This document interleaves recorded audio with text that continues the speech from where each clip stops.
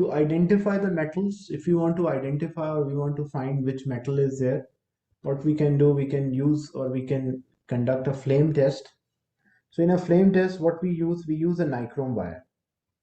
What is the reason why? Because sometimes they ask why we are using this nichrome wire. Number one, nickel and chromium alloy is there, which is unreactive. And number two, it does not give out its own flame. Like example, when different metals are burned, so they can give or they can interfere with the result, but nickel and chromium are not giving a specific flame color. That's why we prefer to use nichrome wire. Then we clean the wire by dipping in concentrated hydrochloric acid. Like the metal might have trace, like the nichrome wire might have a trace of any impurity that will be removed by adding a high concentrated hydrochloric acid. Then if the sample is not the powder, we grind up the sample and then we dip the wire in a solid and we put our in the Bunsen flame and the hottest part of the flame, and we'll observe the flame color. If it is a lithium, then it will be a scarlet red. Sodium, it will be yellow. Potassium, it will be lilac. Rubidium, red. Cesium, blue. Strontium is also red. Calcium is brick red. Barium is apple green. Magnesium, there is no color. Basically, there is energy released, but that energy is not in the visible range. I'll show how it is done, like carrying out a flame test.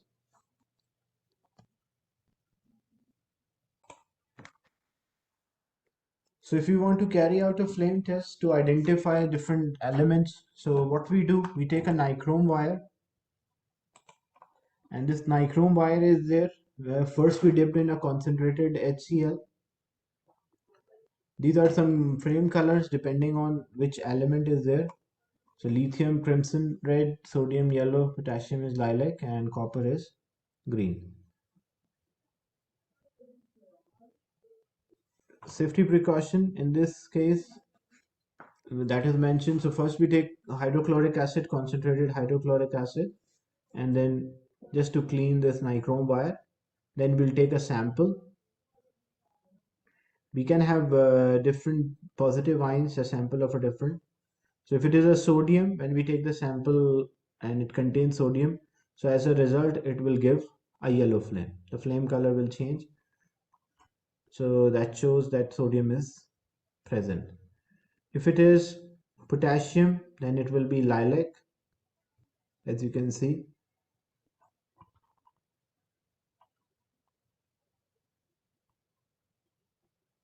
Same way lithium is there, that is red. If it is calcium, then it is brick red.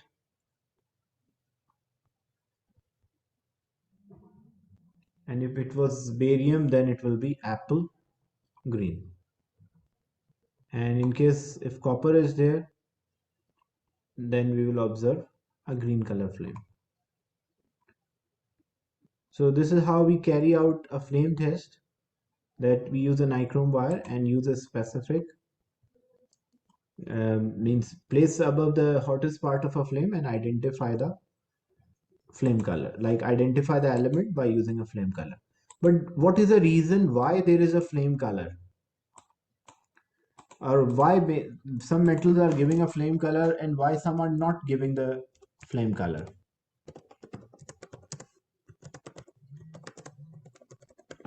So the reason why there is a flame color or the colored flame is there, everything is made up of atoms, and atoms consist of neutron, proton, and electrons.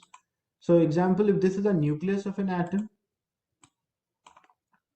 then electrons are there revolving around the nucleus in a definite region, which we call them as a shell. And the gap between the shell is not same for all the element. Like some element like group 2 and group like the shell 2 and shell 3 are relatively closer, some they are away. So what happened basically, like example, if this electrons here, first shell electron, second shell example, we have 8 electron, and third shell we have 2 electrons. But for all the element there are 7 shells occupied, it depending on the number of electrons available, but all the elements have 7 shell like K, L, M.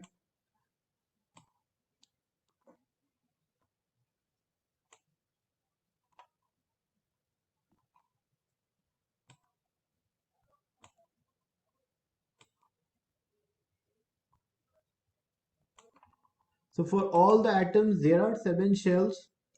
So which one? K, L, M, N, O, P, and Q. Now what happens when we supply the energy, like because when we place a sample above the hottest part of the flame, so mainly we are supplying energy. So when we supply energy, these electrons which are there in the last shell or even in inner shell, but normally it happen easily for electron in the last shell, they absorb energy and they jump to next level. But and when they jump to next level, they cannot, they revolve there in the another shell, but they are not, they don't belongs to this shell. So they revolve there for some time, and after some time the electron which jump initially will return back, and as it return back it give a characteristic energy, and that energy correspond to a certain color. And why different elements are giving a different color? Because as I mentioned, the gap between the shells is not same for all the atoms. Even like shell 2 and shell 3, for lithium the gap will be different as compared to magnesium. Magnesium it will be different compared to calcium. So as this gap is different, the energy release will be different, and it will give a characteristic color. So we can see any color depending on the gap between the two shells. So when we supply energy, the electron actually absorb energy and they jump to higher level. After some time, this electron return back to the same original level and release that energy which is having the extra energy, and that correspond to a certain characteristic color. But some of the element are not giving us a color. Like example, magnesium, we say don't, no flame color. What is the reason why magnesium is not giving any specific color? Magnesium, even though it is emitting out energy, but that energy is not in a visible range. That is because our eye is sensitive to 400 nanometer, a wavelength of 400 nanometer to 700 nanometer, means violet, indigo, blue, green, yellow, orange, and red. We are able to detect these colors, but the energy which might be emitted out, or the wavelength will be not be in the visible range. So as it is not in a visible range, we will not see a characteristic color, even though magnesium is emitting out energy, but that energy is not in the visible range. So for magnesium we don't observe any characteristic color. And this is valid for so many elements, that it's not only magnesium, it is valid for many atoms. Is it clear why there is a flame color or a characteristic flame color for the elements?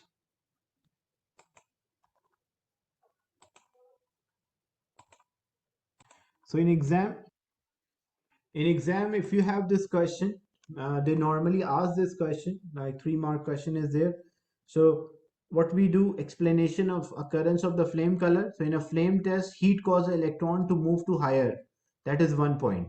Then the electron is unstable at the higher level, so it jumps back or drop back, and it to its lower level, and it emit out energy. If the energy is emitted out in a visible range, we'll observe a color. But if it is not emitted, like example here in this example, magnesium, it is emitting out energy, but that is outside the visible range. That's why we are not able to observe any characteristic flame color with magnesium. Then group 7, which are known as halogen. Halogen refers to a salt former. So fluorine is there, it is a pale yellow gas, it is highly reactive. Chlorine is there, it is yellowish green gas, which is poisonous in high concentration. Bromine is there, it's a red brown liquid, which is um, which gives off dense brown or poisonous fumes. And iodine is there, it is a shiny solid which sublimate into purple gas. The trend in the melting and the boiling point, as we go down the group, the melting point is increasing. And they ask a reason why the melting point is increasing, because these are simple molecular structure. So what kind of intermolecular force they have? They have dipole. Intermolecular force is dipole force. And if you remember, the dipole force depends on the number of electrons. So when we have, because in fluorine F2 means like each fluorine is having 9 electrons, so F2 means 18 electrons will be there for each. But in chlorine, each atom is having 17 electrons, so molecule will have 34 electrons. So as we go down, the number of electron in the molecule is increasing, and induced dipole force or London dispersion forces increases with the number of electron. That's why when we go down, the melting point will increase.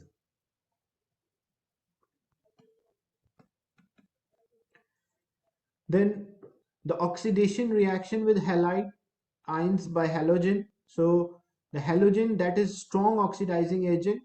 Strong oxidizing agent means itself it will be reduced, displaces the halogen that is lower in oxidation, or we can say the more reactive halogen displaces the less reactive halogen. So the oxidizing strength decreases as we go down. And oxidizing strength means by itself it is reduced by gaining electron. So if we have potassium chloride and we add fluorine, because the fluorine is more reactive, greater tendency to accept electron, so it will turn into potassium fluoride plus chlorine. So the more reactive halogen displaces the less reactive halogen from its compound. And because how the reaction occur, when we write the oxidation number in terms of oxidation number, fluorine is 0, chlorine is -1, fluorine is -1 here, and 0. So fluorine 0 turn into -1. So this is reduction, or it is acting like an oxidizing agent. So fluorine is able to remove or gain electron easily as compared to that of chlorine. So it will be able to displace chlorine from its compound. So when we go down the group, the oxidation decreases. Same way, what is the observation? When potassium chloride react with bromine, there is no reaction and the solution will remain yellow. Why the solution is yellow? Because of presence of like mixing of a bromine with potassium chloride. If we add iodine to potassium chloride, there will be again no reaction and it will be a brown solution as well. When potassium bromide is added to chlorine, chlorine is more reactive, so the yellow solution will be there and chlorine will displace bromine. Because bromine is there in the solution, that's why it turned to be yellow. Then bromine react with potassium bromide, there's no reaction, and potassium bromide with iodine. So because in this case iodine is not reactive, more reactive than bromine, there will be no reaction. If chlorine is added to potassium iodide, brown solution will form and iodine will be displaced by chlorine. And if potassium iodide we add bromine, bromine is more reactive, so it will displace iodine and again it will form a brown solution. Now, the color of the solution, how we identify these colors of the solution. So this is very important. That color of the solution in a test tube mainly depends on the molecule. If there is a chlorine molecule, then it will be pale yellow or yellowish green. Often they are colorless, but if high concentration chlorine, it will be pale green. If bromine is there, it will be yellow solution, and iodine is there, it will be brown solution. Even sometime with bromine they write orange solution. What is the reason why with bromine it will be orange? Like sometime it is acceptable, but with small concentration it will be yellow. And iodine is there, again it is a brown solution is there, a brown solution because of presence of iodine, or black solid sometime present as iodine is there. So always the more reactive halogen displaces a less reactive halogen from its compound. These are the observation if organic solvent is added. Like, so these colors are very important. You have to learn these colors. If the previous one was carried out in aqueous solution, you can see chlorine aqueous, bromine aqueous, iodine aqueous. But now, like they're mixed in water, but that we carried out in organic solvent, like such as hexane. So when we react, the same way reaction occur in the same manner, but the color of organic solvent layer in the test tube shown with free halogen is present. So if chlorine is there, it will be colorless, bromine is there yellow, and iodine is there purple. But here iodine was brown. If aqueous solution, the reaction is carried out purely in aqueous, if an iodine is formed, it will be brown. Whereas if iodine is formed in an organic layer, like we have a container which is filled with organic solvent and we carried out the reaction in organic solvent, it will be purple. So it's all about memorization. You have to learn this. Then the oxidation reaction and the metal ion by halogen. So oxidation is a loss of electron. So they lose electron here. The metal, when we write this is 0, this one is also 0, but iron 3 chloride, so this is plus 3 and this one is minus 1. Each is minus 1, 3 are minus 3. So iron 0 turn to plus 1, that is oxidation. Chlorine 0 turn to minus 1, so that is reduction. And we call that as a redox reaction. So what happened, how the reaction occurred? So example, when we add chlorine molecule to iron, it will form iron 3 chloride. Same way, if we have a chlorine molecule and a solution contain iron 2, so as a result, iron 2 will turn into iron 3. Because what is the tendency of these molecules, like chlorine molecule or chlorine, fluorine, iodine, or bromine or iodine? They have a tendency to gain electron. These are non-metal, they have a tendency to take electron. So example, if we add chlorine to iron 2 solution, so iron is a transition element, it can have variable oxidation state. So when we bubble chlorine through an iron 2 solution, that iron 2 further loses an extra electron. As a result, this iron 2 will turn into iron 3 and a chloride ion is formed. Same way, opposite can happen. When we talk about the ions, like example, we have fluoride ion, we have chloride ion, bromide ion, and iodide ion. Their ions tend to lose electron, like because negative charge is there, so they cannot gain electron, they're already negative. So how they can react? They can react by losing electron. And which one can lose electron easily? So iodide ion can lose electron easily because of its large size. So if opposite can also happen, if we add chlorine, iron 2 can change to iron 3. But if we add iodide ion like potassium iodide, like any substance which can provide an iodide ion, so this iodide ion will lose electron and iron will gain. So it will turn into iodine and iron 2. So chlorine and bromine can oxidize iron 2 to iron 3, but iodine cannot, because iodine molecule is not able to gain electron easily. But iodide ion can reduce iron 3 to iron 2. So when we compare their tendency to oxidation power, when we compare the oxidation power of the molecules, so we have fluorine. Oxidation power means tendency to gain electron. By itself it is reduced or oxidizing agent. Fluorine, chlorine, bromine and iodine. So as a result, if we have iron 2, it will turn into iron 3 by losing electron to these. But iodine is not able to convert this iron 2 to iron 3. Whereas when we have their ions, like example, we have fluoride ion, we have chloride ion, bromide and iodide, then they tend to lose electron. So as they tend to lose electron, so if iron 3 is there, it will gain electron and turn into iron 2. But which one can lose electron easily? In that case, iodine is able to lose electron. Iodide ion is able to lose electron easily. So loss of electron, oxidation, or itself, it is a reduction power. So when we compare the reduction power, iodide ion is good reducing agent than bromide ion. Bromide ion is good reducing agent than chloride ion, and chloride ion is good reducing agent than fluoride ion. But when we compare the oxidation power, the tendency to gain electron or by itself it is reduced. So fluorine is good oxidizing power or good oxidizing agent as compared to chlorine. Chlorine is better compared to bromine, and bromine is great, like having a greater power as compared to that of iodine. Is it clear, the comparison of oxidation and the reduction power? Anyone having a doubt or a question? Reduction power refers to tendency to lose electron. Oxidation power means tendency to gain electron. So iodide ion, because of its large size, it can lose electron easily, whereas fluorine can attract electron easily because of its small size. So the remaining that we'll discuss in the next session.